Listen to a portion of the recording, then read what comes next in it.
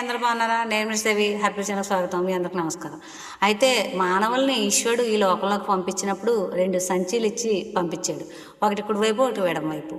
అయితే వెళ్ళేటప్పుడు ఈ యొక్క మానవుడు కొందరు కుడివైపుది, కొందరు ఎడమవైపుది, కొందరు 2 తొలగించుకుని వెళ్తారు, కొందరు మొత్తం 2 ఇక్కడ వదిలేసి వెళ్తారు. అయితే మీరు ఏ విధంగా వెళ్ళాలనుకుంటున్నారో నేను చెప్తాను. విపరీతంగా పాపం చేసిన వాడు ఎడమవైపు సంచి నిండబెట్టుకుని వెళతాడు. అదో దుర్మార్గమైనటువంటి శిక్షలకు అర్హుడు. ఇక కుడివైపున నింపుకుని వెళ్ళినోడు విపరీతమైన పుణ్యం పోగేసుకుని స్వర్గంలో దేవతగా ఉంటాడు. అది అయిపోయాక మళ్ళీ భూలోకంలోనే పడతాడు. కొందరు ఈ 2 కూడా సమంగా పట్టుకుని వెళ్తారు. కొన్ని రకాలైన సుఖాలు శిక్షలు పైన భరించి మళ్ళీ తాలూకా సామాగ్రి పట్టుకుని ఇక్కడికి వస్తాడు. కొందరు అనుకుంటారు మేము పాపం చేసాం కదా, ఈ పుణ్యం చేస్తే పాపం కరిగిపోతుందని. అది ఎప్పుడూ జరగదు. మీరు చేసిన పుణ్యం తాలూకా పుణ్యం కుడివైపు, చేసిన పాపం తాలూకా ఎడమవైపు సంచిలోనే ఎప్పటికప్పుడు ఇన్వెస్ట్ చేసి ఉంచుతాడు ఈశ్వరుడు. అది పెరుగుతూ ఉంటుంది రోజు రోజుకి.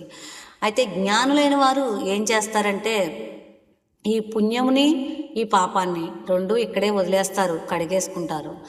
ఈ ఈ యొక్క భూలోకాన్ని ఒక క్షేత్రదర్శంగా వాళ్ళు భావిస్తారు.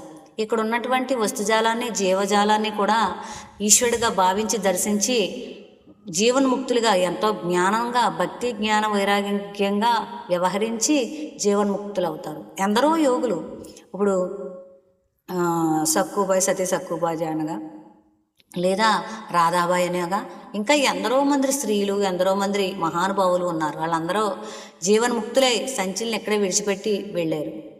మీరు నమ్మండి, మనం చేసిన పుణ్యం చేసిన పాపం కడగదు. పాపం ఉంటుంది, పుణ్యం ఉంటుంది. పాపం చేయకుండా ఎలా బతకాలి, ఖాళీగా మనం ఎలా వెళ్ళాలి, సంచిల్ని ఇక్కడే వదిలేసి ఎలా వెళ్ళాలి, నేను ఇక్కడే వదిలేసి వెళ్ళాలనుకుంటున్నాను. మరి మీరు నాతో వస్తారా? ఈ యొక్క ఖాళీగా వెళ్ళడం, సంచిల్ని ఇక్కడే వదిలేయడం అనే కాన్సెప్ట్ ఎలా ఉంది? నచ్చితే హర్ప్రీత్ లైక్ చేయండి, షేర్ చేయండి. బాయ్.